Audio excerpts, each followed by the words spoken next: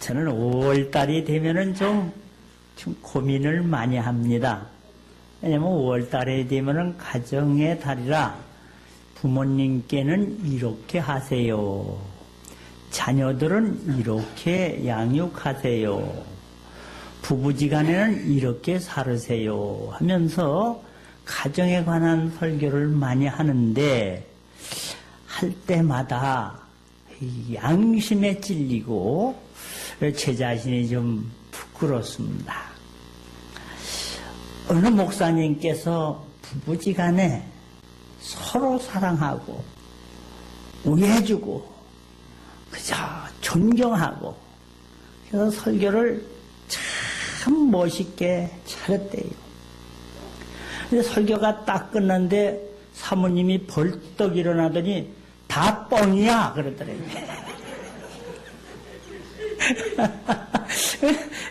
설교는 멋있게 했지만 너 그렇게 살아봤냐 이거지요. 얼마나 서운하고 섭섭하면은 목사님 설교한 거 다 뻥이다. 이제 오죽하면 그랬겠나 이런 생각을 합니다. 오늘도 제 설교가 끝난 다음에 저 집사람이 벌떡 일어나서 다 뻥이요. 그럴까 뭐 이제 좀 염려가 됩니다. 정말 우리가 부부지간에 이 살아가면서 참 이게 가깝고도 멀고 사랑하면서도 갈등이 있고 이게 참 어떻게 말로 표현하기가 어려워요. 어떤 남편이 자기는 매일 직장 생활을 하면서 고생을 해서 식구들을 먹여 살리는데 안 식구는 맨날 집에서 빈둥빈둥 노는 것 같더란 말이요. 그래서 내가 얼마나 살아가기가 힘들은지 고생스러운지 우리 집 사람이 한번 좀 경험을 해봤으면 좋겠다 이런 생각이 나서 하나님 앞에 간절히 기도를 했대요. 하나님, 우리 집사람 맨날 집에서 놀기만 하고 나만 고생했는데 나도 좀 하루만 여자 좀 되게 해주세요. 우리 안식구가 좀 남자가 돼가지고 고생하는 걸 좀 알아야지 되겠습니다 하고 간절히 기도를 했더니 어느 날 하나님이 소원을 들어주셔서 이 남자가 여자로 바뀐 거예요. 하루. 그 여자로 딱 바뀌고 나서 일어나자마자 뭐를 해요? 밥줄을 준비해야지 되거든. 일어나자마자 밥을 짓고 애들 깨우고 옷 챙겨주고 도시락 싸주고 그러고 나서 또 남편 출근시키기 위해서 새 와이셔츠 넥타이 준비해주고 이렇게 먹여서 이제 출근을 시켰습니다. 또 밀린 빨래 세탁기에 돌리고 또 개밥도 줘야지 되잖아요. 이불도 개고 청소도 하고 또 개가 후줄근이니까 개 목욕도 시켜줘야지 되겠고 또 여러 가지 고지서 나온 거 은행에도 다녀오고 그러다가 보니까 벌써 1시가 넘어 밥 먹을 새가 없더래요. 찬밥을 대충대충 떠먹고 또 빨래한 거 더 갖다 놀아야지. 애들도 들어올 거 준비해가지고 간식 준비하고 또 다리미질도 하고 애들이 학교 갔다 왔는데 또 숙제를 안 하니까 숙제도 시키느냐고 실갱이 하고 뭐 이래다가 보니까 저녁 5시가 다 되더라는 거예요. 아이고 또 이것도 저녁을 해먹여야지. 그래 저녁을 준비했습니다. 채소를 다듬어서 밥이 그냥 목에 넘어가는 게 아니잖아요. 국을 끓이고 저녁 먹고 난 다음에 또 남편은 신문만 들여다보지만 자기는 어떻게 해야지 돼요. 여자가 됐더니 이제 또 설거지도 하고 그래서 세탁물도 또 개고 잠자리도 준비하고 풀어놓으려고 그러니까 또 남편이 물도 와라 뭐해라 해서 물심부름도 하고 이게 얼마나 여자의 하루 생활이 신역이 어딘지 배는 일은 없지만은 너무 힘들더래요. 그래서 하느님 잘못했습니다. 아이고 여자가 이렇게 고생스러운 걸 몰랐습니다. 아이고 저 빨리 남자로 다 되돌려주세요 하고 남자로 바꿔달라고 또 기도를 했대요. 그랬더니 하나님께서 안 된다. 아이고, 도저히 뭐 여자 노릇 못하겠습니다. 아유, 하나님 제가 잘못했습니다. 안 식구가 이렇게 고생하는 걸 모르고, 아유, 빨리 남자로 들러주세요. 조금만 기다려라. 얼마나 기다리니까 10달만 기다려라. 그러더래요. 아니, 왜 10달입니까? 어쩌니게 너 임신했느니라.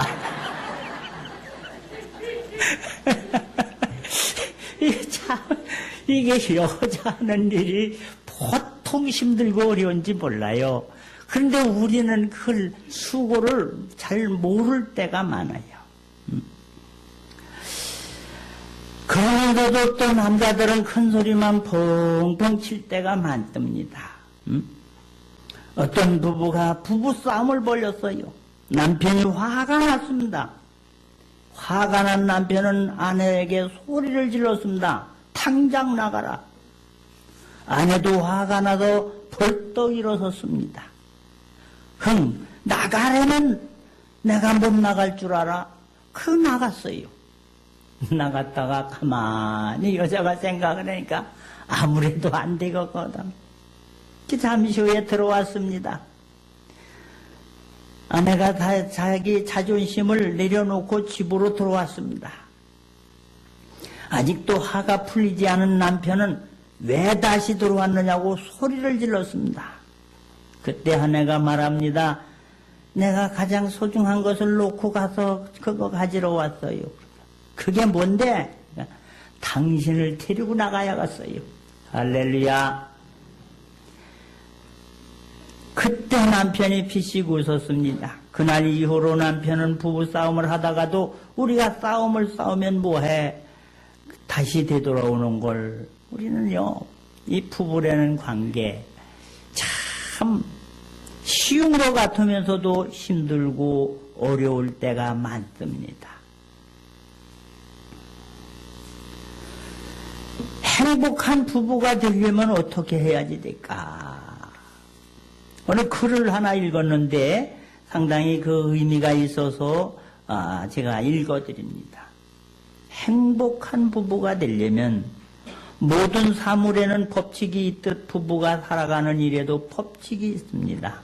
행복한 부부 생활을 위해 꼭 해볼 일이 있습니다. 그러면 내일은 산에 가서 이 천재야 하고 외쳐봐라. 그러자 정말로 산이 소리쳐 주었습니다. 이 천재야. 대접하고자 하는 대로 대접하는 것이야말로 부부의 황금률이라고 할 수 있습니다. 부부는 실과 바늘의 법칙이 있습니다. 부부란 실과 바늘의 악장이라 할 수 있습니다. 바늘이 너무 빨리 가면 실이 끊어지고 바늘이 너무 느리면 실은 엉키고 맙니다. 그렇다고 바늘 대신 실을 잡아당기면 실과 바늘은 따로 놀게 됩니다.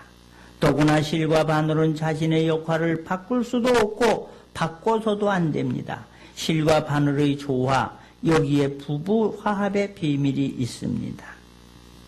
수영의 법칙이 있습니다. 수영을 배워서 물속에 뛰어드는 사람은 없습니다. 모두들 물속에 뛰어들어 수영을 익힙니다. 마찬가지로 사랑의 이치를 다 배워서 결혼하는 사람은 없습니다. 결혼을 통해서 사랑의 이치를 깨우쳐 가게 되는 것입니다. 그러므로 피차 미숙함을 존재하고 살아갈 때 서로 인내할 수 있게 되는 것입니다. 또는 부부는 타이어의 법칙이 있습니다. 사막의 모래에서 차가 빠져나오는 방법은 타이어의 바람을 빼는 일입니다. 공기를 빼면 타이어가 평평해지면서 바퀴 표면이 넓어지기 때문에 모래 구덩이에서 빠져나올 수 있습니다. 부부가 갈등의 모래사막에 빠져 헤맬 때 즉시 자기의 자존심과 자신의 고집 부리는 것을 바람을 빼는 것처럼 빼면 그 둘 다 살아날 수 있습니다. 김치의 법칙이 있습니다. 배추는 5번 이상 죽여야 김치가 됩니다. 땅에서 뽑을 때, 칼로 배추의 배를 가를 때, 소금에 절였을 때, 매운 고추와 젓갈과 마늘의 양념에 버무려질 때, 그리고 입안에서 씹힐 때, 그래서 입안에서 김치라는 새 생명으로 거듭나듯이 행복이란 맛을 내기 위해 부부도 죽고 자기 자신을 죽고 또 죽이고 마음을 절이고 또 절여야 그래야 행복이 피어납니다. 부부의 법칙이 있습니다. 고객에게는 절대로 화를 낼 수 없습니다. 항상 미소로 맞이해야 합니다. 상대방이 무엇을 원하는지 재빨리 파악해야 합니다. 그리고 최선을 다해야 합니다. 부부란 서로를 고객으로 여겨 살 때만 멋진 관계를 유지할 수 있습니다. 배우자를 나의 마지막 고객이라 여겨서 그 부부 관계를 이어서 가는 것이 해답입니다. 이런 글이 있습니다. 오늘 성경에서 가정생활을 하면서 어떻게 해? 남편들아 아내 사랑하기를 그리스도께서 교회를 사랑하시고 그 교회를 위하여 자신을 주심과 같이 하라 하십니다. 예수님께서 교회를 위해서 자기 생명을 드리는 것처럼 아내를 위해서 생명을 바치는 그런 마음을 가져야지 된다. 성경은 말하고 있습니다. 오늘 정말로 부부지간에 아내를 위해서 내가 죽을 만한 결심을 하는가? 아니면 아내는 하나의 이용물처럼 그저 사용하는 것처럼 하나의 하인처럼 생각을 하는가?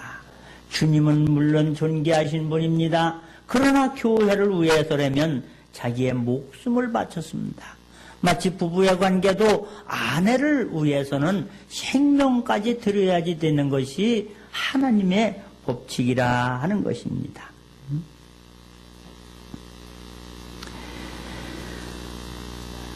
이와 같이 남편들도 자기 아내 사랑하기를 제 몸같이 사랑하라. 내 몸같이 사랑하는 거예요. 내 몸같이.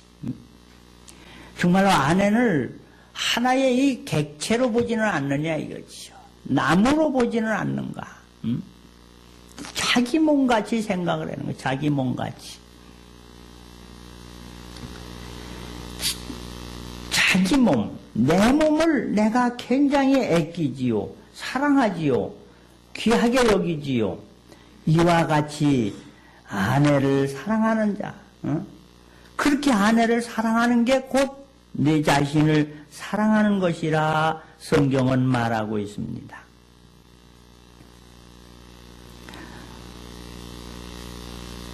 가정의 아내를 마음을 편안하게 행복하게 해주는 것이 이게 계명이라는 거예요. 이게 율법이라는 거예요. 아내를 소중하게 여기는. 수호지라는 작품을 보면 이 소설에 보면 그런 얘기는 훌륭한 선생님이 있는데 맨날 이 고부 간의 갈등이 심한 집이 있었습니다.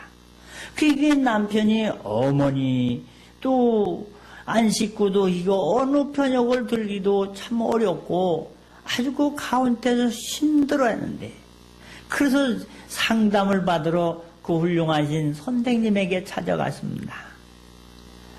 이렇게 아내가 이제 우리 어머니하고 갈등이 있어서 이렇게 힘들어합니다. 그럴 때 저는 어떻게 해야 되니까 이 사람아 아내 편을 들어주게 이 사람아 그러더라는 거예요. 안 씻고 편을 들어주게.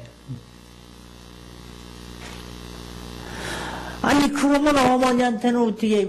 어머니한테 갈 때는 어머니 편을 들어주게 이 사람아. 어머니 앞에 가서는 어머니 편을 들어주고 안 씻고가 있을 때는 안 씻고 편을 들어주게. 그러니까 만약에 둘이 같이 있으면 어떻게 합니까? 그러니까 그때는 고개를 푹 숙이고 눈을 감고 꼼짝 말고 가만히 있게나. 그것이 어머니하고 며느리하고 있을 때 며느리 앞에 이 부인한테는 부인 편역을 들어주고 어머니 앞에 가서는 어머니 편을 들어주고 만약에 둘이 같이 있을 때는 입을 딱 다물고 고개를 숙이고 꼼짝 말고 가만히 있게나. 이런 내용이 나와요.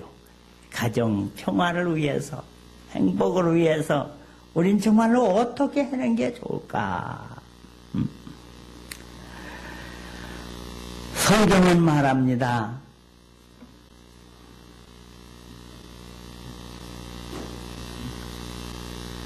33절입니다. 그러나 너희도 각각 자기 아내 사랑하기를 제 몸과 같이 하고, 제 몸과 같이 아내를 지극히 사랑하라.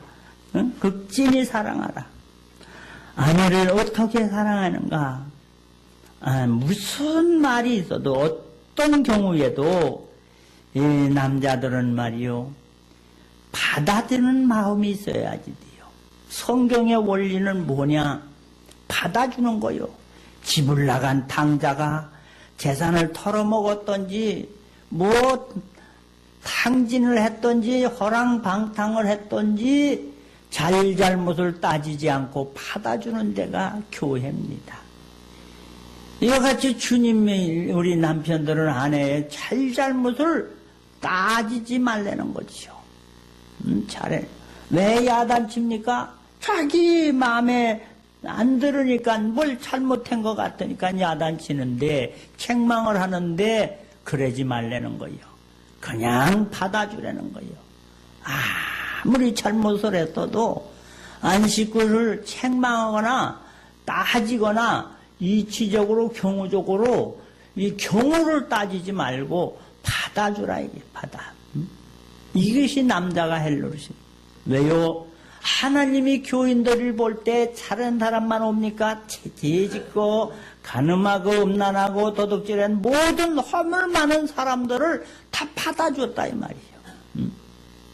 그 무슨 책망하거나 뭐 그러지 않고 다 받아줘. 탕자가 집이 들어올 때 이 조목조목 따지는 것이 아니라 그냥 받아주는 것처럼 우리는 아내에게 책망이나 따지는 일, 아내도 남편에게 책망이나 따지는 게 아니라 부부지간에는 다 받아주는 바다 같은 마음을 가지시기를 바랍니다. 다 받아주라는 거예요. 근데 남자들이 이걸 잘 못 받아줘요. 그 여자들은 뭐 큰 거를 요구하지 않아요. 얘기 좀 해면요, 시끄럽다라고 입닥치라라고 결론이 뭔데 그러거든요. 그러지 말고 다 들어줘라. 할렐루야. 우리 예수님께서 교회에 오신 사람들이 그저 기도하는 걸 보면 참 시시콜콜한 것까지 다 기도하지요.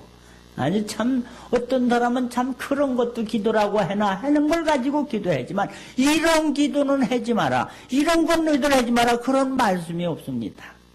무거우냐 수고했냐 어려우냐 내게 와서 기도하라. 할렐루야. 깨어 기도하라. 항상 항상 얘기를 하라는 거예요. 하나님은 무슨 얘기든지 받아주는 분이 하나님이신 줄 믿으시길 바랍니다. 남편도 이와 같이 아내를 받아주라니, 교회에 받아들이는 것처럼 받아들여. 그래서 여자들의 말만 들어만 줘도 여자들은 행복한 것이요. 할렐루야. 우리는 안 받으려고 그러잖아요. 딱 중간에서 끊어버리잖아요. 결론만 얘기해요. 뭔 소리가 이렇게 많어. 어떻대? 남자들은 답을 가르쳐 주려는데 답을 가르쳐 주는 게 아니라 그냥 들어주라는 거예요. 수다를 떨거나 빈덕을 떨거나 다 그냥 인내심을 가지고 주께서 우리의 구원을 위해서 십자가에 달려 돌아가시면 참고 견디는 것처럼 왜? 우리 남편들은 주님이 교회를 위해서 아주 그냥 생명을 바친 것처럼 이와 같이 아내에게 받아주는 마음, 기다려주는 마음, 들어주는 마음. 할렐루야. 여자들은요, 한이나 이런 걸 입으로 다 풀어낸다고. 정신 분석학자들 얘기가 여자는 스트레스와 화를 뭐로 푸느냐? 입으로 푼다는 거요. 얼마나 떠드는지 턱에 시험 날 새가 없다는 거 아닙니까? 그렇게 여자는 큰 수다 떨고 나면 자기 혼자 해결되는 거예요. 근데 우리가 그걸 막어요. 그래서 여자들이 우울증이 걸리고 답답하고 불면증이 걸린다는 거예요. 할 얘기 다 해요. 속이 다 시원하다 이렇게 되는 거예요. 받아주시길 바랍니다. 안식구를 어떤 경우에든지 경우와 이치와 논리로 따지지 말고 받아주는 마음을 가져라. 수용하라는 거예요. 수용하라고. 또 고린도서 3장 19절 따라서 합시다. 남편들아 아내를 계속 사랑하며 괴롭히지 말아라. 사랑 한때만 사랑해서는 안 되는, 계속 사랑하며 절대 괴롭히지 말라는 거예요. 괴롭히지 말라는 말은 뭐요? 간섭을 하지 말라는 거예요. 이래라 저래라 뭐래라 그러지 말라는 거예요. 그러지 마라. 죄만 짓지 않으면, 죄만 저지르지 않으면 내버려둬요. 옷을 빨간 걸 입던지 가슴이 훌렁 나오는 옷을 입던지 상관하지 말아요. 저쪽 자기 좋아서 하는 건데 이렇게 해라 저렇게 해라 간섭을 하지 말라는 거요. 괴롭히지 말라는 거예요. 괴롭히지 말래. 이것이 하나님이 교회를 사랑하는 것 같이 아내를 사랑하기 위해서 네 자신이 죽어라. 네 자신이 죽어라. 눈 딱 감고 나는 죽었다 하고서 말이요. 살림을 해도 말이요. 돈을 어디다 썼느냐, 뭐에다 썼느냐, 뭐 할 거냐, 그러지 말아요. 남자들은 돈 버는 재미라도 있지만은 여자들은 쓰는 재미라도 봐야지 될 거 아니냐, 쓰는 재미. 그러니까 간섭하지 마라. 아멘도 안 해, 아무도. 간섭하지 말라는 거요. 괴롭히지 말라는 거요. 괴롭히지 말아라. 아내를 사랑하는 괴롭히게 하지 마라. 아내를 어떻게 생각하느냐. 베드로전서 3장 7절입니다. 연약한 그릇이요 생명의 은혜를 유업으로 함께 받을 자로 알아 소중하게 여겨라. 따라서 합시다. 연약하다. 소중하게 여겨라. 여자는 깨지기 쉬운 그릇 같다는 거요. 아주 연약한 거, 연약해. 그러니까 내가 돌보지 않으면 누가 돌보랴 하면서, 그러면서 아주 귀중하게, 소중하게 여기라는 게. 왜요? 하나님이 우리 남자에게 가장 귀한 선물로 내린 것이 재산이나 명예가 아니라 아내이란 말이에요. 누가 주신 선물이요? 하나님이 내려주신 선물로. 하나님께서 어떤 사람은 국무총리상을 받았다고 그걸 닦고 또 놓고 닦고 또 놓고, 어떤 사람 대통령상을 탔다고 이래고 그러지만은 이는 하나님이 주신 상급이 아내라는 거예요. 아내는 누가 줬어요? 하나님이 주셨다. 하나님이 주신 것을 소홀히 여기고 그걸 무시하는 것은 곧 하나님을 소홀히 여기는 거라 이 말이에요. 그래서 만약에 아내를 괴롭게 하거나 힘들게 하거나 아내를 무시하거나 이렇게 가치없이 여기는 사람에 대해서는 하나님께서는 그러는 남편들의 기도는 내가 안 듣겠다 성경은 말해주고 있습니다.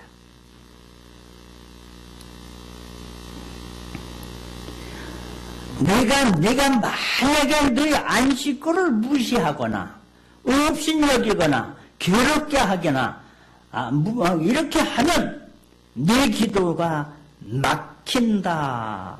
베드로전서 3장 7절에 말하고 있습니다. 우리는 하나님 앞에 기도해서 응답받는데 기도가 막힌다면 기가 막힌 거 아닙니까?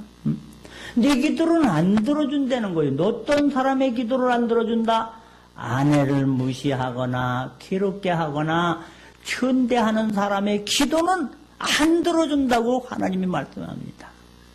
그러면 하나님 기도 응답을 받으려고 하더라도 우선 하나님한테 잘 보이기 전에 안식구한테 잘 보이시길 바랍니다. 아멘도 아니야. 안식구한테 잘 보여야 내 기도가 응답을 받는다 이 말이에요. 왜냐? 하나님이 주신 선물을 소중히 여길 때 하나님이 기도해요. 하나님이 주신 걸 무시하고 구박하고 말이요 천대하면서 하나님 복 주세요 그러면 넌 그게 되겠느냐 이 말이요. 따라서 아내는 하나님이 주신 선물이다. 가장 귀한 보물이다. 가장 귀한 보물. 여러분 재산이고 뭐고 다 여러분 살아보세요. 남는 건 부부밖에 없습니다. 철새 성공 돈 벌고 뭐 애들이 뭐 효자한다, 뭐 애들이 출세했다, 성공했다, 다 세월 지나가 보세요. 그것도 별거 아닙니다. 마지막에 남는 건 부부입니다. 여러분이 잘못 따라가지고 병들게 하고, 잘못 따라가가지고 우울증 걸리게 하고, 잘못 따라서 집 나가게 한 건 여러분의 책임이라 이 말이요. 오늘 우리가 남자에게 너무나 큰 사명을 줬어요. 어느 정도 한 식구를 위하면 네 목숨까지 바칠 각오를 해라. 남편들 안에 사랑하기를 그리스도께서 교회를 사랑하고 그 교회를 위하여 자신을 주신과 같이 하라. 이것이 바로 네가 거룩하게 되는 것이고, 이것이 정결하게 되는 것이고, 이것이 하나님의 영광을 드러내는 일이라. 우리는 너무나 남존여비 이 유교문에 깃들여가지고 여자는 그냥 뭐 잘못하면 내쫓아도 되고 뭐 해도 되고 또 뭐 그게 아니라 이게 가장 귀하게 여기라, 가장 소중하게 여겨라. 어느 정도 내 몸 사랑한 너 내 몸같이 사랑하고 주님이 교회를 돌본 것 같이 돌보며 포살펴줘라 말씀하고 있습니다. 오늘 가정에 가장 노릇하기가 쉬운 게 아니요. 하나님께서는 이러한 직분을 남자들에게 주셨습니다. 다 배워가지고 결혼하는 거 아니고 다 맞는 게 아니요. 우리가 어떻게 주님 마음에 다 맞아가지고 다 성도가 되고 집사가 되고 권사 됐느냐 말이요. 자격이 부족하고 여러 가지 허물이 많고 탈이 많은데도 받아주신 것처럼 남자는 가정과 자녀를 그 교회, 부부는 어떤 경우냐? 하느님한테 쫓겨나도 갈로 쓰지 말라는 거요. 이게 성경입니다. 아담과 하와가 잘못해가지고 선악과를 따먹었습니다. 그런 바람에 그 축복의 땅에서 쫓겨났다니까요. 그랬을 때 지금 여러분의 남편이면 너 때문에 인생 절단 났다, 너 때문에 망했다, 너 때문에 이혼하자 그럴 것 같은데 아담은 쫓겨나면서도 그 아내를 버리지 않고 끝까지 데리고 살았다 이 말이에요. 할렐루야. 이게 성경의 원리입니다.